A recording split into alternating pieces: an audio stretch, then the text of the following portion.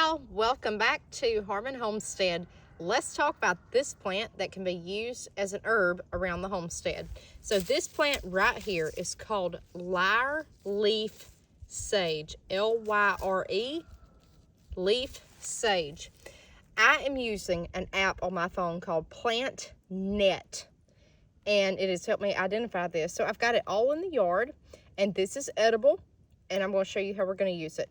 So here's some more of the Lyreleaf sage. Usually in a shady spot, you will see it. That's what I have identified this as. What you do to harvest is take the leaves. So just take a leaf and take it off the plant. That's what you're going to use, or what we're going to use here on the homestead. So you just want to get the leaves. It'll have a bloom, a tall purplish bloom.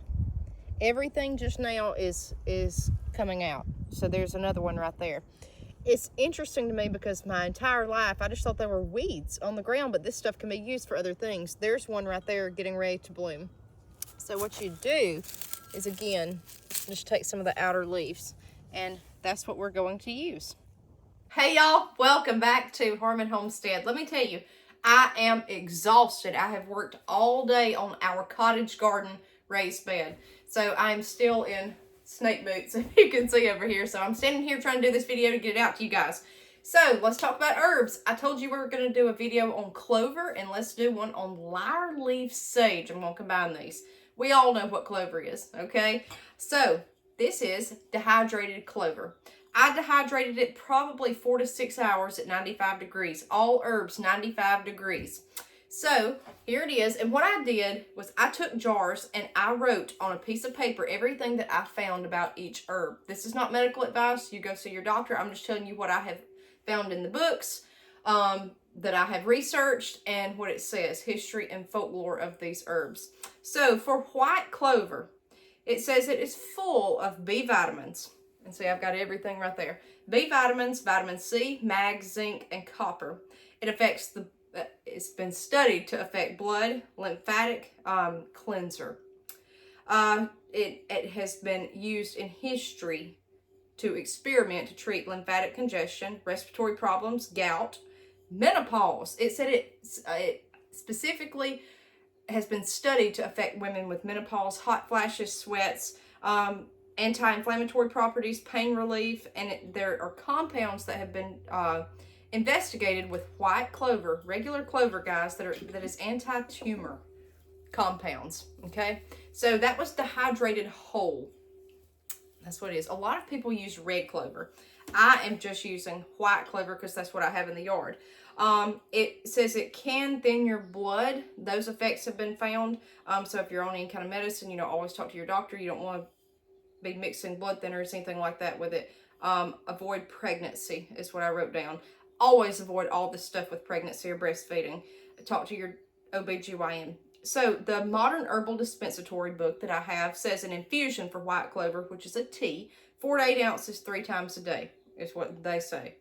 Tincture, a dried tincture, 1 to 5 ratio. So 1 part clover to 5 parts alcohol. That is 40% alcohol. So that's a pretty low alcohol. Usually you'll see a higher proof, and you could do that 3 times a day is what they say. So that's what I wrote down about white clover. All I did was go pick it, wash it, and dehydrate it. Okay, so white clover is everywhere in your yard. Okay, now the thing that I don't understand is a lot of people last year were talking about clover blossom jelly. They wanted to go pick the blossoms and use it that way. And that's okay. But if you go pick clover and dehydrate it, then people think, it's off the wall. Both parts of the plant can be used. Both parts are, edible. And what's astonishing to me is if something happens and we all have to live off the land, the first thing we think about immediately is meat. Always. But guys, when you step outside, most of what you're stepping on a lot of times can be edible. Just what you're, grass and herbs are not going to sustain you. But it wouldn't hurt if you didn't have any food. So I think this is good to learn how to forage and learn how to know what works and what doesn't. And, I don't know. I may be allergic to some of this that I haven't tried. And I tried the clover yesterday, but I don't know. It's just very interesting to learn all of this and learn what we're walking on and what's in our own yards. So let's talk about Lyreleaf sage. So I've made a jar here. We're going to fill it up. That was in none of my books. I saw it yesterday. I used my little app on my phone, the Plant Net. I'm not a sponsor for them. It's just free and it's the best one I found. So you take a picture of the plant and it tells you, okay? Or it gives you like a so many percentage chance of what that plant is. So everything I've used has been like 98%. And I tested it with stuff I knew, like a wild violet. Boom, viola. There it came. So Lyreleaf sage, I'm going to put a link in the description of this video from the University of Florida that was talking about Lyreleaf sage. It says it's been used in history for sore throat, and I thought this was interesting. It's called cancer weed. Cancer weed. Here's some that I picked yesterday. Cancer weed. Why is it called cancer weed? I saw two specific places said that it got that name because it spreads like cancer so quick in the yard. And then I also saw that people used this way back when, including the Cherokee Indians, for any kind of skin condition, and they thought it would stop skin cancer. So I don't know. They said that's disproven in the medical community, but I thought it was interesting, and it is edible. So here's a whole thing right here that I've washed, and I've dehydrated some. So let me tell you, I messed up here. I laid all the leaves out just beautifully on this dehydrator. Don't do that, okay? You need to chop them up because it took 24 hours, and we are still, some of these have a little bit of moisture, just a little bit. So if you can see here, I'll show you tray by tray. They just shriveled up to nothing. If I'm going to put these in a smoothie or if I'm going to put it in a tea, it doesn't matter if it's whole or not. I was thinking of a poultice. Yesterday I started harvesting some plantain. So I think in my mind I thought have the whole leaf. But no, we're going to chop it up. So a lot of these will still need to be chopped. I'm just going to put them over here if they've got any bit of moisture to them, because you want them just crisp. Okay, like the clover here. You want it very crisp. The leaves just won't without being cut. So now those are. It doesn't matter because all I'm going to do is just do it like that anyways. Okay, but you want to chop this up. Any kind of leaf. That would be my recommendation. If it's very small, like dandelion blossoms, clover blossoms, rose petals will dry naturally with no trouble. Violets, leave that. But if it's a bigger leaf, you're going to need to chop it. So do you hear how brittle this is? Ooh, they're one piece. That's what you want specifically. It's just, these are thick leaves. You can tell here. The Lyreleaf sage, very thick. And it said that it's just very durable. It grows in poor soil. And I think that's interesting as well. Most of your herbs grow in poor soil. So this is not something you have to be a millionaire to go out here and be able to grow it. Okay, you don't. You don't have to buy anything. This is natural. Now, I have bought seeds, but I'm using something that's in my own backyard. All right. And I don't know how that's going to go, trying to chop that's already like tacky, but we're going to have to. I'm just trying to feel here. If you hear something chirping, my first little hatch of chicks hatched this, of the year hatched today. So, or they hatched on St. Patrick's Day, and I put them in the brooder box today, so they're trying to figure out their surroundings. All right, that's 2 trays. This is going pretty quick. Okay, this is filling up my jar quick. So I got a bigger jar. Save pickle jars, olive jars, anything. Don't use your good canning jars for this unless you've just got bukus. The good thing is about the canning jars is you can vacuum seal those with a pump. These I don't think you can. Don't quote me on that. I may be wrong, but I'm going to go through this stuff in a year, and I think it will be fine. So that's why I'm using these. And canning jars are so expensive. And if you've already got jars sitting around, then might as well use them. Okay? So, there's that. All of this I intend to use if I want to eat it in a smoothie, if I feel like I want it in tea, something like that. Let me tell you, I did a video on a smoothie yesterday, an herbal smoothie. And it didn't have that many views, but I wish y'all would go watch it because it was good. Today, I liked it so much I went back, I added radishes. This time I did clover. Some clover leaves in it. I did cinnamon, milk, imitation vanilla extract, and oats. Did I say oats? Oats. Some regular whole oats and blended that up. Oh my goodness, that was delicious. It was like a Cinnabon smoothie is how it tasted. Very good. You don't even know hardly that there's radishes in it if you get it fine enough. And you can't tell a few clover leaves are in it. That's just what I'm using this stuff for. So, but anyways, if you've got anything that's a big leaf, chop it up. That's what you need to do. So I think this will be interesting to see if, just say I get a sore throat and I want to try this. It'll really be interesting to see if it even works. I have no clue. But I think it's good during this process to learn what's in my yard, what's edible. It's doing nothing but help grow knowledge on the homestead. I mean, it's really sad. My whole life I've walked outside and I didn't even know the name of these weeds I was walking on in the yard. I had no clue. I knew clover and violets and roses, but I didn't, and dandelions, but I didn't know this other stuff.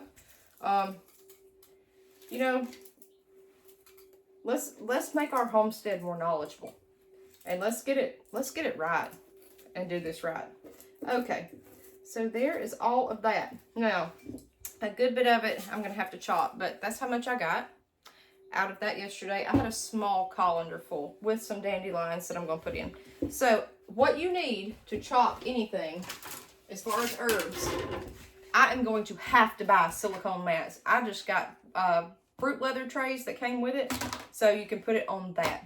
It seems like it doesn't want to dry as quick on that. It wants to stick almost, or my clover did. This is not optimal. It's just what I had. Maybe I can avoid using it. But you just put that on, and that way all your small pieces won't fall through because you've got that catch on there. Silicone trays are cheap. I just not had time to sit down and order them. Okay, so what I'm going to do is I've got a knife here. If you can see, there we go. Let me get this out of the way. And I've got fresh that has not been dehydrated in with this. Well, I've got a cutting board here. Hold on. You really need that as fine as I'm going to chop it. You could use something like a Whopper chopper, something that would chop onion really quick or anything else. You could use that, and that probably would be a very good idea. Okay, can you see me? Yep. All right, there's one dandelion. Hold on, get him over there. I want everything separated because I'm separating everything into jars. Now, if you were going to make a tincture, I've not seen anything on a tincture of this, the Lyreleaf sage, but if you were, you need to chop everything up. That way it'll start breaking down. Don't leave it whole in the jar. You want it to start, you just want little pieces. That way, once you do this, it starts breaking down. I would say if you dehydrate something whole, like the whole leaves, they will last longer than the smaller pieces, in my theory, in my mind. I don't know. If you dehydrate something, it's going to last a long time, regardless. This stuff, you can't really do this with. It's so thick and tough. People will use this on a salad. They'll use it in all different kinds of methods. See how I'm doing that? And to be honest, the clover, I did not space it far apart. A lot of it I had overlapping. You're not supposed to do that dehydrating. You're supposed to have everything just touching, but not overlapping. The clover was so fine and it was such a mess.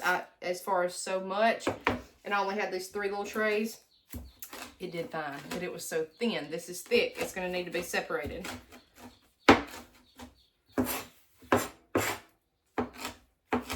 It's just a beautiful purplish green. I don't know what to call it. Herb, plant, what? I guess herb. Weed, I don't know. I don't know what you would classify this as. Vegetation, how about that?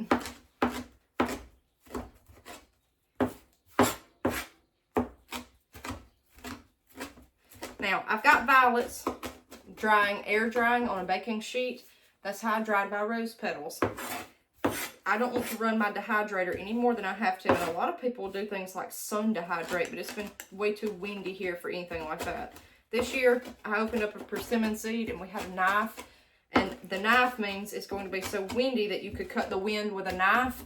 And it's held true this year. This has been the windiest winter, spring I can remember on record. Or that I can remember. It's just been terrible.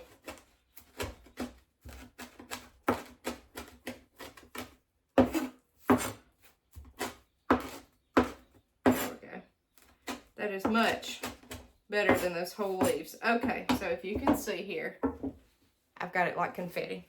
Okay, so now we're going to take it and put it on our tray. And I'm going to try to separate this best as I can. And that works pretty doggone well, just like that. Again, if you're putting it in tea, you know, there's no reason to need any of this whole. That was a beginner's mistake. I just said, well, I need this whole. I was thinking of a poultice. There's one more dandelion. Okay. And another reason I'm separating this stuff, it can be used at different times for different things. So I don't want it all together in one jar. You need to separate your herbs. That is so much better than doing it leaf by leaf. Look at that. I mean, so much better. Ooh, you can cover a lot of ground there. All right. And let's see here. I had one more. And we're done. And I don't think it will take this near as long to dry in the dehydrator. Because yesterday I was thinking, hey, I need to get 2 dehydrators as much as I'm going to do this year, because this all is stuff in the backyard. We haven't even started on growing our herbs that we bought from Mountain Rose Herb Company. We have not even started. They're not even in the ground. So we've got a lot of work to do this year. Okay, so I'm going to keep those like that. So if you can see here, here's our Lyreleaf sage chopped up. I showed you whole leaf. Now let's do the dandelions. We'll do it on a whole different tray. We went over those in our last video, purple nettle and dandelions.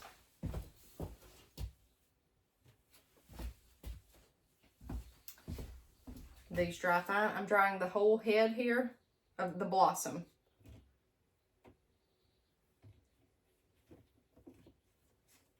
I'm just going to space them out. Just like that. Now, you can use dandelion leaves. You can use dandelion root. I'm only using the blossom. A lot of people will make wine out of that. They will make jelly, jam, the whole 9 yards. You can do anything, guys. Get in herbal groups on Facebook. Get in herbal communities. Talk to people. This is preserving a dying art. Stuff like the dandelions is popular, but this stuff like this Lyreleaf sage is not. And this, I'm trying to preserve the old ways and see what people used years ago to do what they had to do. So anyways, get in these groups, watch these videos, watch our videos, watch others. We're going to do as much as we can that's edible in the yard. Then I'm going to show you my herbs that we bought. So dehydrator, 95 degrees. It's 6 o'clock. So I am going to put it on for 4 hours and go from there. All right, guys. We'll see you next time on Homestead. Get you some dandelions and some Lyreleaf sage.